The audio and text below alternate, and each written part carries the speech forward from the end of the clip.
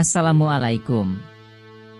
Jumpa lagi, kita di serial cerita Jenaka Abu Nawas. Kali ini Abu Nawas mendapat tantangan yang berat dari kawan-kawannya. Mampukah dia menyelesaikannya?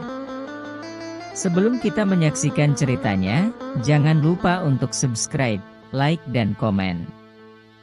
Ayo kita mulai.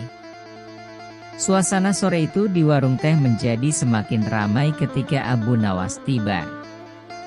Kawan-kawannya yang sudah menunggunya dengan penuh antusiasme segera menyambutnya dengan senyum lebar. "Selamat datang, Abu Nawas," sambut salah seorang dari mereka dengan riang. Abu Nawas tersenyum ramah sambil menyalami satu persatu kawannya.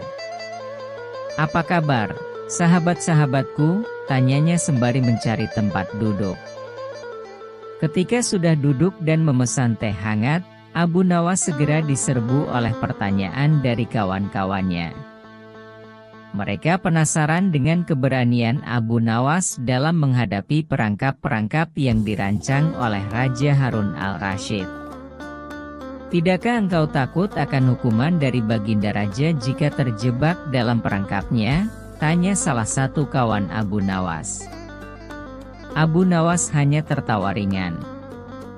"Takut kepada Allah saja yang harus kita semua khawatirkan," jawabnya dengan mantap.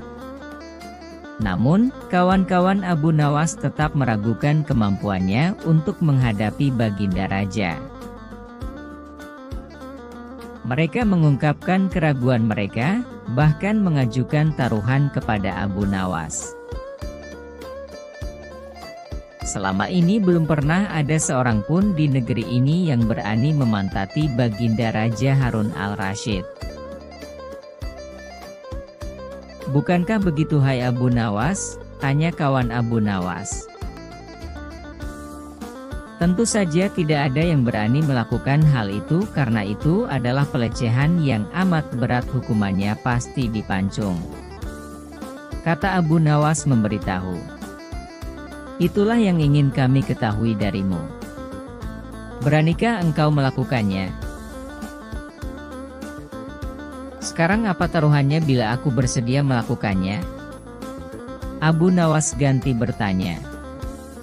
100 keping uang emas. Di samping itu Baginda harus tertawa tatkala engkau pantati," kata mereka.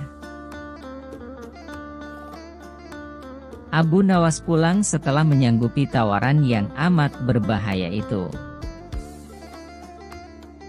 Minggu berikutnya, suasana istana dipenuhi persiapan untuk jamuan kenegaraan yang akan diadakan oleh Raja Harun al-Rasyid. Persiapan-persiapan di halaman istana sudah dimulai. Baginda Raja menginginkan perjamuan nanti meriah karena Baginda juga mengundang raja-raja dari negeri sahabat. Para tamu mulai berdatangan, namun Abu Nawas belum terlihat. Kawan-kawannya yang berada di tempat yang jauh dari istana mulai gelisah, namun mereka tidak menyadari bahwa Abu Nawas sebenarnya sudah tiba, hanya saja terlambat. Ketika Abu Nawas akhirnya tiba di istana, dia duduk di tempat yang paling belakang. Namun, kehadirannya tidak terlalu mencolok di antara keramaian tamu lainnya.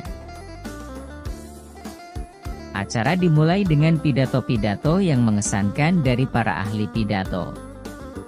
Dan saat giliran Raja Harun al-Rasyid untuk berpidato, dia memperhatikan keberadaan Abu Nawas yang duduk di tempat yang tidak layak. "Mengapa engkau tidak duduk di atas karpet?" tanya Raja heran. Abu Nawas dengan santai menjawab, "Hamba sudah cukup bahagia duduk di sini, Paduka yang mulia." Raja Harun al-Rasyid mengajaknya untuk duduk di atas karpet. Namun Abu Nawas dengan cerdik menyatakan bahwa dia sudah duduk di atas karpetnya sendiri. Hal ini membuat Raja semakin penasaran.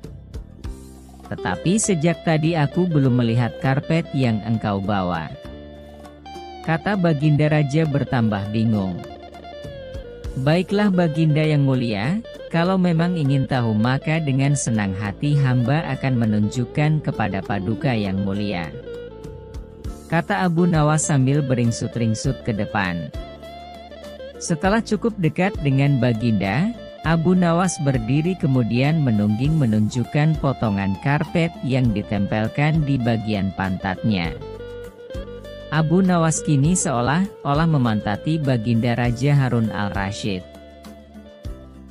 Melihat ada sepotong karpet menempel di pantat. Hal ini menyebabkan tawa yang tidak terbendung dari raja dan seluruh undangan. Sambil tertawa, raja mengakui kecerdikan Abu Nawas, dan suasana pun menjadi riang.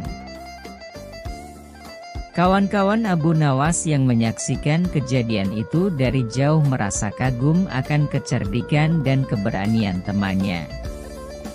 Dengan demikian, Abu Nawas berhasil memenangkan taruhan yang telah mereka atur sebelumnya. Meskipun mereka harus melepas 100 keping uang emas, tetapi pengalaman itu sungguh tak ternilai harganya. Setelah acara selesai, cerita tentang kejadian lucu dengan Abu Nawas sebagai protagonisnya tersebar luas di kalangan istana. Abu Nawas dianggap sebagai sosok yang penuh dengan kecerdikan dan keberanian yang patut diacungi jempol. Demikian episode kita kali ini, jangan lupa subscribe, like, share, komen dan tekan tombol notifikasi agar kalian tidak ketinggalan cerita selanjutnya. Wassalam.